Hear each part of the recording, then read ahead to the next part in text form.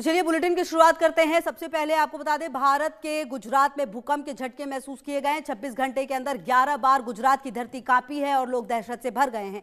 झटके हल्के थे, नुकसान कुछ नहीं हुआ, लेकिन गुजरात के लोगों ने एक बार फिर से 26 जनवरी 2001 की याद आ गई उन्हें, यानी कच्छ में भूकंप की तबाही की याद है। जी हाँ, 8 से लेकर 9 जनवरी के बीच 11 बार गुजरात की धरती भूकंप से डोली। इतना ही नहीं, एशियाई देश अफगानिस्तान में भी आज 4 रिक्टर स्केल का भूकंप आया। वहां भी लोग झटकों से खौफ में आ गए। अब सवाल यह है कि आखिरकार भूकंप से धरती बार बार क्यों डोल रही है? कभी हल्के तो कभी तेज भूकंप आखिरकार क्यों आ रहे हैं? क्या भूकंप से खतरे की जद में है एशियाई देश? और क्या बार बार एशियाई देशों में भूकंप आना भूकंप से पहले का अलार्म है? पहले कुछ तस्वीरें और ग्राफिक्स के जरिए भूकंप की जानकारी आपको बता दें और उसके बाद भूकंप के अलार्म पर भूवैज्ञानिक और ज्योतिषाचार्य से उनके अलग अलग दावों पर बातें भी करेंगे।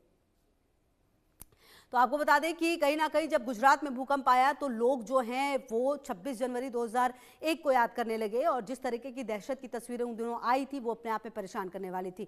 और अगर आप देखें तो पिछले दिनों 11 भूकंप के झटके महसूस किए गए। हालांकि रिक्टर स्केल पर जो पैमाना है वो जरूर कम रहा है, लेकिन कहीं ना कहीं जो डर है, जो खौफ है, वो लोग भूले नहीं भूले। वहीं अफगानिस्तान में भी आपको बता दें कि आज भूकंप आया है और भूकंप जो है रिक्टर स्केल पर 4 के लगभग तीव्रता रही। तो ऐसे में देखिए भूकंप से जो गुजरात है वो कांप उठा। जी हाँ, आपको बता दें कि 26 घंटे में 11 बार गुजरात की जो धरती है वो कांपी है। जैसा कि हम आपको लगातार बता रहे हैं, 26 घंटे में 11 बार गुजरात की धरती कांपते हुए नजर आई। आपको बता दें कि राजकोट को सिलसिलेवार भूकंप ने कपा दिया, मतलब राजकोट में बैक टू बैक भूकंप के झटके आ रहे थे।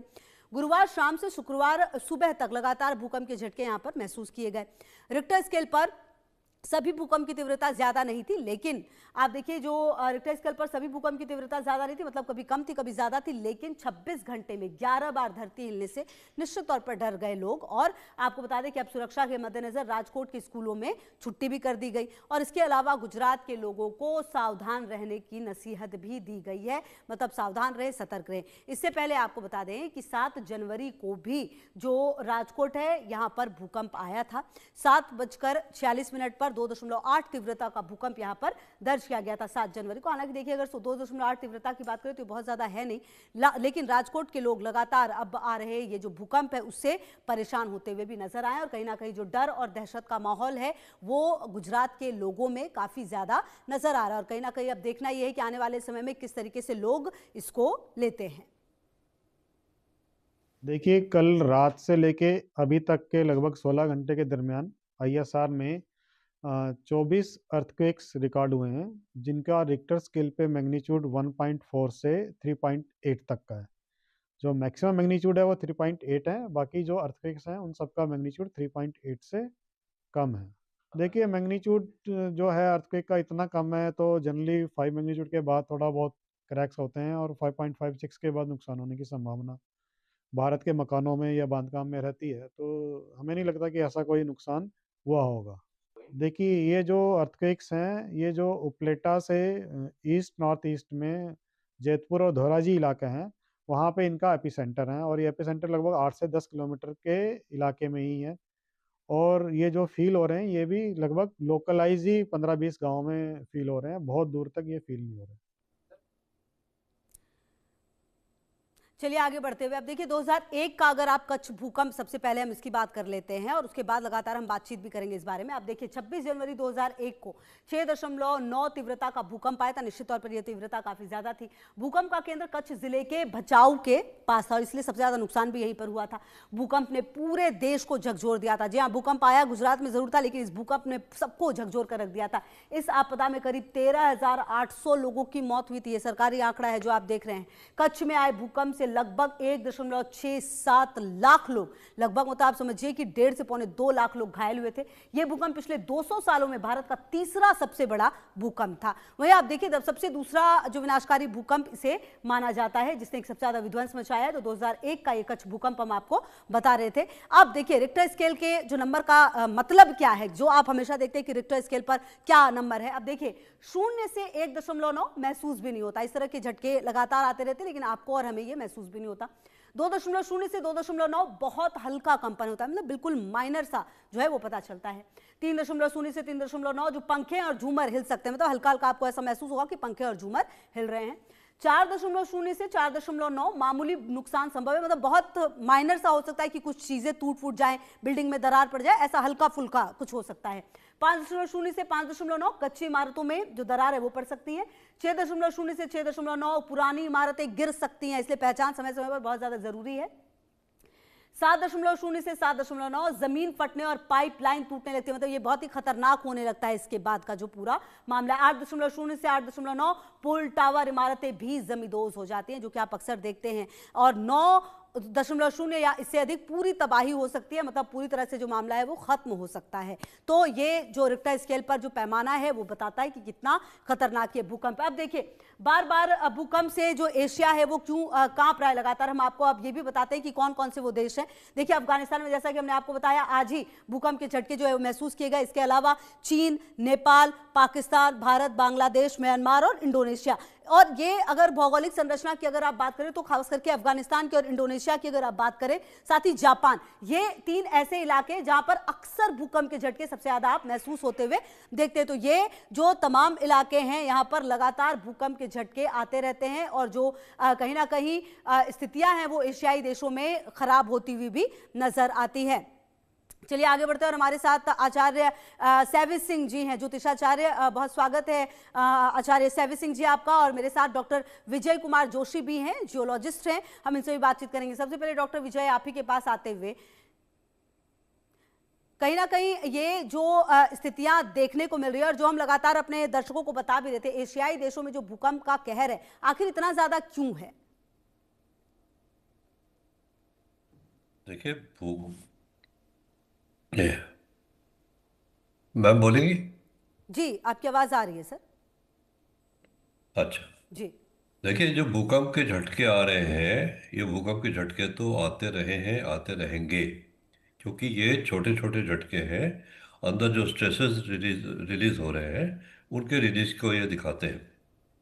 लेकिन आप एक बात को ध्यान में रखिए कि मैग्नीट्यूड 3 का जो भूकंप है, उसके मुकाबले में मैग्नीट्यूड 7 का जो भूकंप है, उसमें 30,000 गुना ज़्यादा एनर्जी रिलीज होती है। मैग्नीट्यूड 7 का जो भूकंप आता है, तो वो मैग्नीट्यूड 3 के मुकाबले में 30,000 टाइम्स ज़्यादा एनर्जी रिलीज करता है। जाहिर है कि वो भूकंप मारक है। ये जो माइनर भूकंप आ रहे हैं, ये माइनर एडजस्टमेंट होते रहते हैं। अब अगर आप पूछें कि क्या इन भूकंपों के बाद ये भूकंप किसी बड़े भूकंप के आने की वो है, पूर्व सूचना है, तो मेरा जवाब हाँ या और ना दोनों में है। हाँ इसलिए है कि भूकंप का कोई अनुमान लगाना मुश्किल है, फोरकास्ट करना मुश्किल है, भूकंप आ भी सकता है। ना इसलिए कि ये माइनर एडजस्टमेंट तो धरती में होते रहते हैं। जो भूकंप प्रोन एरियाज हैं, जैसे गुजरात है, असम है, हमारे हिमालय के पर्वतीय क्षेत्र है, अफगानिस्तान है, इस सब जगह में झटके आते रहेंगे जहाँ जहाँ प्लेट्स के जोड़ हैं आपस में। तो उनसे इतना घबराने की ज़रूरत नहीं है। मेरा कहना यह है कि भूकंप के प्रिडिक्शन से ज़्यादा हमको जोर देना है भूकंप की प्रिपेयर्डनेस पर। तो आपका ऑब्जेक्टिव ये होना चाहिए कि क्या गुजरात में, क्या आसाम में, क्या हिमालय के बाकी क्षेत्रों में हम प्रिपेयर्ड हैं बड़े भूकंप को झेलने के लिए। कब आएगा, किसके बाद आएगा, क्यों आएगा, ये सब कहना अभी से बहुत मुश्किल है। जी, ठीक है सर, आप रहिए हमारे साथ। आचार्य सैवी सिंह जी अभी लगातार हमारे साथ जुड़े हुए हैं। आचार्य सैवी सिंह जी, देखिए साल की शुरुआत हुई है, लेकिन कहीं ना कहीं ये जो भूकंप के झटके हैं वो अब डरा रहे हैं। और कहीं ना कहीं गुजरात में अगर आप देखें, 11 भूकंप के झटके सिर्फ ये 2 से 3 दिन में महसूस किए गए हैं। राजकोट में खास करके काफी डराने वाली स्थिति है। जी, बिल्कुल। देखिए एस्ट्रोलॉजी हाँ, बिल्कुल एक प्रिडिक्टिव साइंस है, इसीलिए ज्योतिष को इतना ज़्यादा मान्यता दी जाती है, क्योंकि ये आपको पहले से ही आने वाले संदेश या पहले से ही आने वाली जो घटनाएँ होती हैं, उसके लिए सतर्क कर जाता है। I completely agree with my fellow panelist, उन्होंने बोला कि हाँ, यहाँ आपको सतर्क तो रहना ही चाहिए कि कहाँ पे भूकंप आ सकते हैं, but simultaneously it also becomes important कि हमें ये पता हो कि अगर आगे भूकंप आने वाला है, तो हम उन्हें कैसे कर्व कर सकते हैं ताकि और ज़्यादा जान माल की हानि जो है वो नहीं हो। 2026 के जब हम साल की प्रिडिक्शंस कर रहे थे, उसी में मैंने काफी बार आपके चैनल पे भी जी बैठ के ये बोला था कि 2026 के साल में एटलीस्ट फर्स्ट 2 मंथ्स में आपको सिवियर अर्थक्वेक्स जो हैं वो देखने को मिलेंगे। खास करके मैं बोलना चाहती हूँ कि ज्योतिष में एक कॉन्सेप्ट होता है जिसे हम कूर्म चक्र कहते हैं, जो मैं स्क्रीन पे दिखाने की भी कोशिश करूंगी। इसे हम कूर्म चक्र कहते हैं, जिसे हम फॉर्म करके ये बताते हैं बेसिकली कि किस जगह पर जो नक्षत्रों में ग्रह गोचर कर रहे हैं वो कहाँ पे प्रभाव डाल रहे हैं, जिसकी वजह से अर्थक्वेक आने के जो संदेश हैं वो बढ़ जाते हैं। अब देखिए, अगर हम 7 और 8 तारीख को देखते हैं तो यहाँ पर सूर्य, बुध, शुक्र और मंगल, 4 ग्रहों की युति धनु राशि में हो रही है और एक ही नक्षत्र पूर्वाषाढ़ा नक्षत्र में हो रही है। और इसका अगर मैं बात करूं डायरेक्टली इम्पैक्ट जो है वो हमारे देश के वेस्टर्न कोस्टल एरिया पे सबसे ज्यादा पड़ रहा है, क्योंकि ये राशि, ये ग्रह का और ये नक्षत्रों का प्रभाव जो है वो पश्चिमी देशों की ओर और पश्चिमी हिस्से को ज्यादा डैमेज करता हुआ दिखाता है। फर्दर मैं आपको ये भी बताना चाहती हूँ कि अभी आने वाले टाइम में 17 और 18 जनवरी को विशेष करके 17 जनवरी और 18 जनवरी को पंचग्रही योग बन रहा है, जिसमें बुध, मंगल, सूर्य, शुक्र जो हैं वो उत्तराषाढ़ा नक्षत्र में रहेंगे और पूर्वाषाढ़ा नक्षत्र में चंद्रमा गोचर करेंगे। ठीक है। जो 17 जनवरी से एटलीस्ट 25 जनवरी तक का जो टाइम स्पैन है उसमें स्पेसिफिकली हमारे देश के नॉर्थ वेस्टर्न हिस्से को बहुत ज्यादा प्रभावित करेगा। तो पंजाब, हरियाणा, राजस्थान, हिमाचल, उत्तराखंड, जम्मू कश्मीर, ये एरियाज जो रहने वाले हैं वो बहुत सेंसिटिव एरिया जोन्स रहने वाले हैं, जहां पे आने वाले समय में आपको बहुत तेज भूकंप जो है वो देखने को मिल सकते हैं, जल प्रलय देखने को मिल सकती है, आगजनी से आने वाली हादसे जो है वो देखने को मिल सकते हैं, क्योंकि शुक्र, बुध और चंद्रमा तीनों जल तत्व के ग्रह हैं, जो इंडिकेट कर रहे हैं कि इस तरीके के जो योग संयोग बन रहे हैं वो कहीं ना कहीं इस तरीके की प्रॉब्लम्स लेकर आ सकते हैं। ठीक है, बहुत शुक्रिया आपका भी सैविज सिंह जी और डॉक्टर विजय कुमार जोशी जी, आपका भी बहुत शुक्रिया सर हमारे साथ जुड़ने के लिए और बातचीत करने के लिए। चलिए आगे बढ़ते हैं। बड़ी खबर आ